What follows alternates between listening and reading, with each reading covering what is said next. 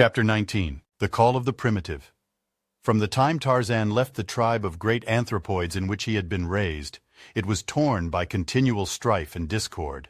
Turcos proved a cruel and capricious king, so that one by one, many of the older and weaker apes, upon whom he was particularly prone to vent his brutish nature, took their families, and sought the quiet and safety of the far interior. But at last, those who remained were driven to desperation by the continued truculence of Turcos, and it so happened that one of them recalled the parting admonition of Tarzan. If you have a chief who is cruel, do not do as the other apes do, and attempt, any one of you, to pit yourself against him alone, but instead, let 2 or 3 or 4 of you attack him together. Then, if you will do this, no chief will dare to be other than he should be, for 4 of you can kill any chief who may ever be over you. And the ape who recalled this wise counsel repeated it to several of his fellows, so that when Turcos returned to the tribe that day, he found a warm reception awaiting him. There were no formalities. As Turcos reached the group, 5 huge hairy beasts sprang upon him. At heart he was an arrant coward, which is the way with bullies among apes as well as among men. So he did not remain to fight and die, but tore himself away from them as quickly as he could, and fled into the sheltering boughs of the forest. 2 more attempts he made to rejoin the tribe, but on each occasion he was set upon and driven away. At last he gave it up, and turned, foaming with rage and hatred, into the jungle. For several days he wandered aimlessly, nursing his spite and looking for some weak thing on which to vent his pent anger. It was in this state of mind that the horrible man-like beast, swinging from tree to tree, came suddenly upon 2 women in the jungle. He was right above them when he discovered them. The first intimation Jane Porter had of his presence was when the great hairy body dropped to the earth beside her, and she saw the awful face and the snarling, hideous mouth thrust within a foot of her. One piercing scream escaped her lips as the brute hand clutched her arm. Then she was dragged toward those awful fangs which yawned at her throat. But ere they touched that fair skin, another mood claimed the anthropoid. The tribe had kept his women. He must find others to replace them. This hairless white ape would be the first of his new household.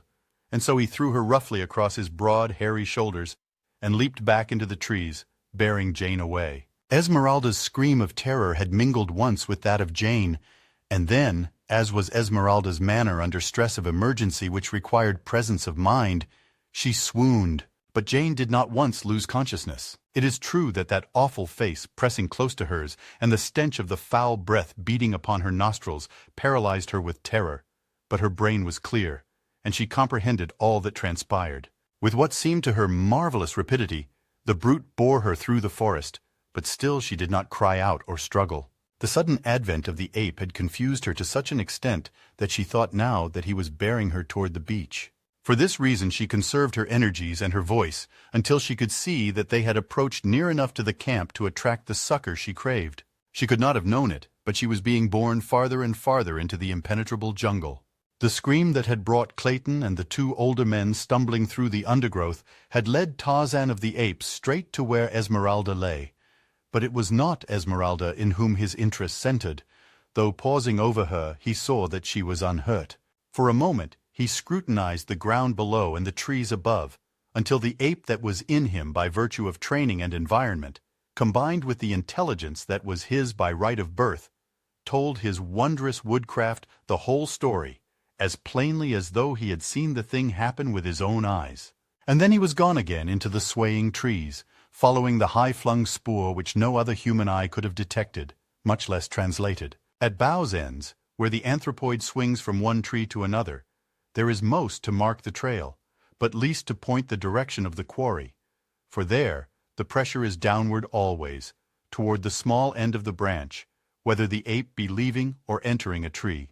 Nearer the center of the tree, where the signs of passage are fainter, the direction is plainly marked. Here, on this branch, a caterpillar has been crushed by the fugitive's great foot, and Tarzan knows instinctively where that same foot would touch in the next stride.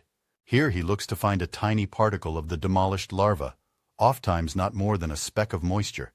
Again, a minute bit of bark has been upturned by the scraping hand, and the direction of the break indicates the direction of the passage. Or some great limb, or the stem of the tree itself has been brushed by the hairy body, and a tiny shred of hair tells him by the direction from which it is wedged beneath the bark that he is on the right trail. nor does he need to check his speed to catch these seemingly faint records of the fleeing beast. To Tarzan, they stand out boldly against all the myriad other scars and bruises and signs upon the leafy way. But strongest of all is the scent, for Tarzan is pursuing up the wind, and his trained nostrils are as sensitive as a hound's. There are those who believe that the lower orders are specially endowed by nature with better olfactory nerves than man, but it is merely a matter of development. Man's survival does not hinge so greatly upon the perfection of his senses. His power to reason has relieved them of many of their duties, and so they have, to some extent, atrophied, as have the muscles which move the ears and scalp, merely from disuse. The muscles are there, about the ears and beneath the scalp, and so are the nerves which transmit sensations to the brain, but they are underdeveloped because they are not needed. Not so with Tarzan of the Apes. From early infancy, his survival had depended upon acuteness of eyesight, hearing, smell, touch, and taste, far more than upon the more slowly developed organ of reason. The least developed of all in Tarzan was the sense of taste, for he could eat luscious fruits or raw flesh, long buried with almost equal appreciation. But in that he differed but slightly from more civilized epicures. Almost silently, the ape-man sped on in the track of Turcos and his prey. But the sound of his approach reached the ears of the fleeing beast and spurred it on to greater speed. 3 miles were covered before Tarzan overtook them, and then Turcos, seeing that further flight was futile, dropped to the ground in a small open glade, that he might turn and fight for his prize, or be free to escape unhampered if he saw that the pursuer was more than a match for him.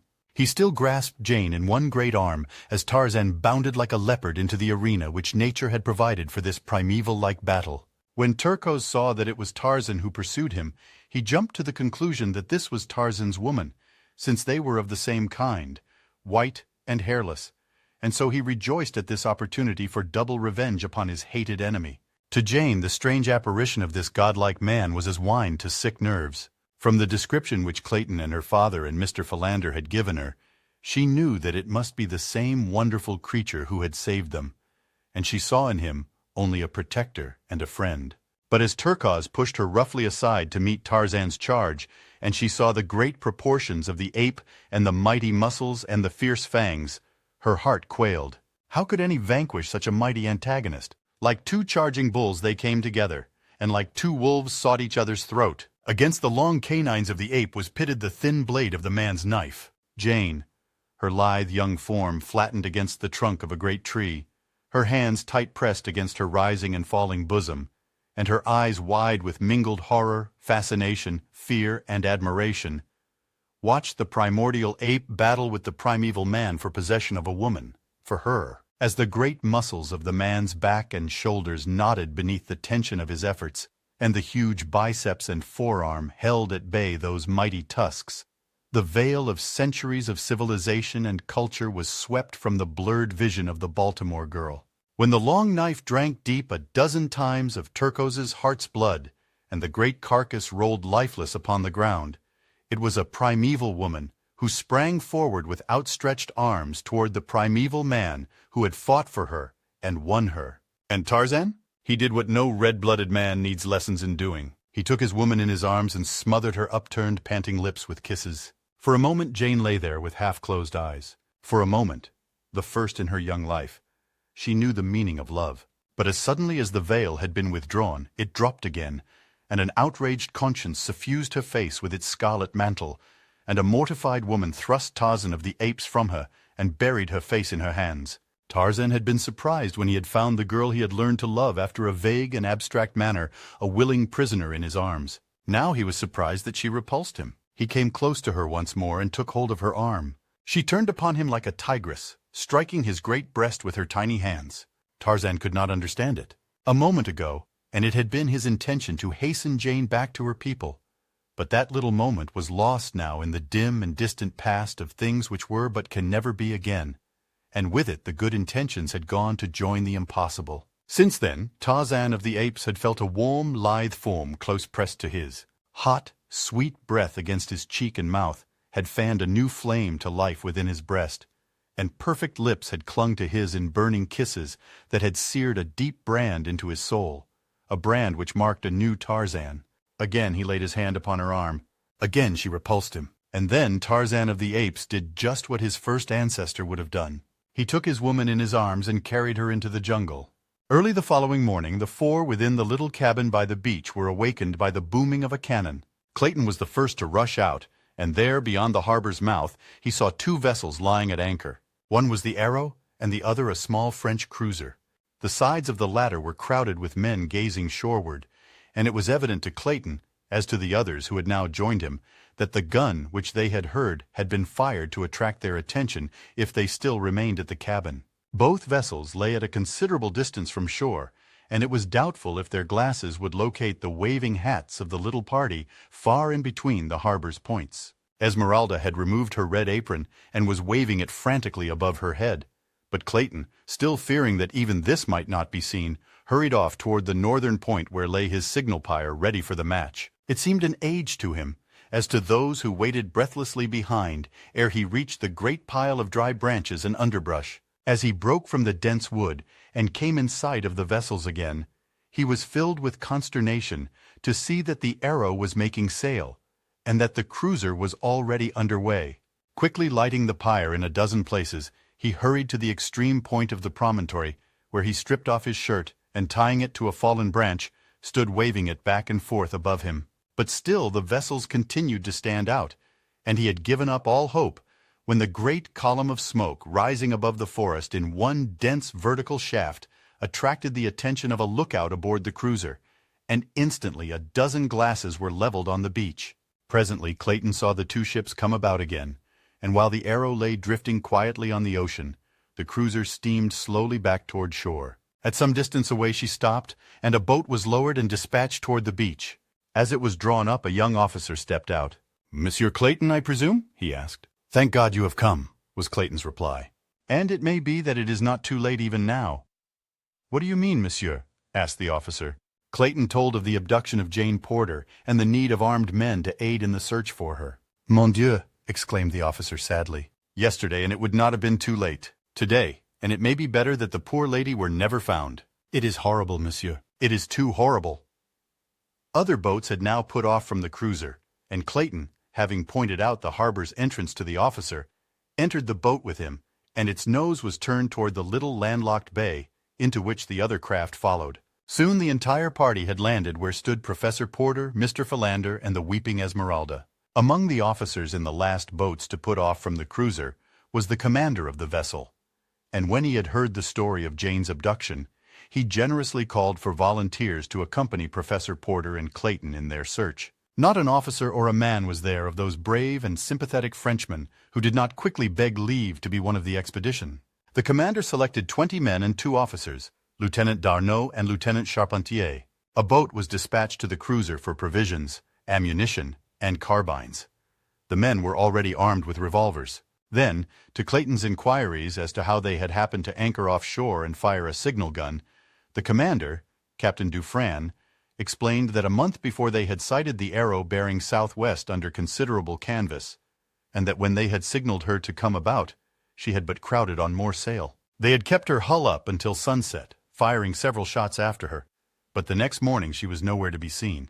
They had then continued to cruise up and down the coast for several weeks, and had about forgotten the incident of the recent chase, when, early one morning a few days before, the lookout had described a vessel laboring in the trough of a heavy sea and evidently entirely out of control. As they steamed nearer to the derelict, they were surprised to note that it was the same vessel that had run from them a few weeks earlier. Her forestaysail and mizzen spanker were set as though an effort had been made to hold her head up into the wind, but the sheets had parted, and the sails were tearing to ribbons in the half-gale of wind. In the high sea that was running, it was a difficult and dangerous task to attempt to put a prize crew aboard her. And as no signs of life had been seen above deck, it was decided to stand by until the wind and sea abated.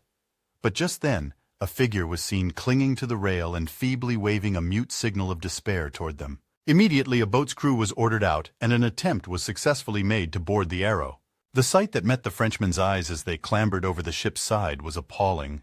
A dozen dead and dying men rolled hither and thither upon the pitching deck, the living intermingled with the dead.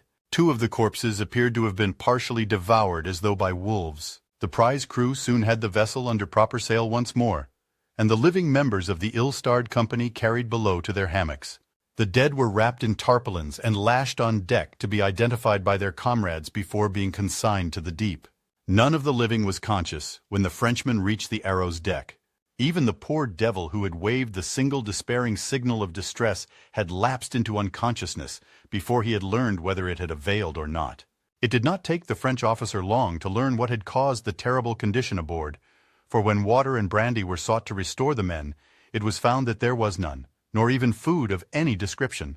He immediately signaled to the cruiser to send water, medicine, and provisions, and another boat made the perilous trip to the Arrow. When restoratives had been applied, several of the men regained consciousness, and then the whole story was told. That part of it we know up to the sailing of the Arrow after the murder of Snipes and the burial of his body above the treasure chest. It seems that the pursuit by the cruiser had so terrorized the mutineers that they had continued out across the Atlantic for several days after losing her. But on discovering the meager supply of water and provisions aboard, they had turned back toward the east. With no one on board who understood navigation, discussions soon arose as to their whereabouts, and as 3 days' sailing to the east did not raise land, they bore off to the north, fearing that the high north winds that had prevailed had driven them south of the southern extremity of Africa. They kept on a north-northeasterly course for 2 days, when they were overtaken by a calm which lasted for nearly a week. Their water was gone, and in another day they would be without food. Conditions changed rapidly from bad to worse. One man went mad and leaped overboard. Soon another opened his veins and drank his own blood. When he died, they threw him overboard also, though there were those among them who wanted to keep the corpse on board. Hunger was changing them from human beasts to wild beasts. 2 days before they had been picked up by the cruiser, they had become too weak to handle the vessel, and that same day, 3 men died.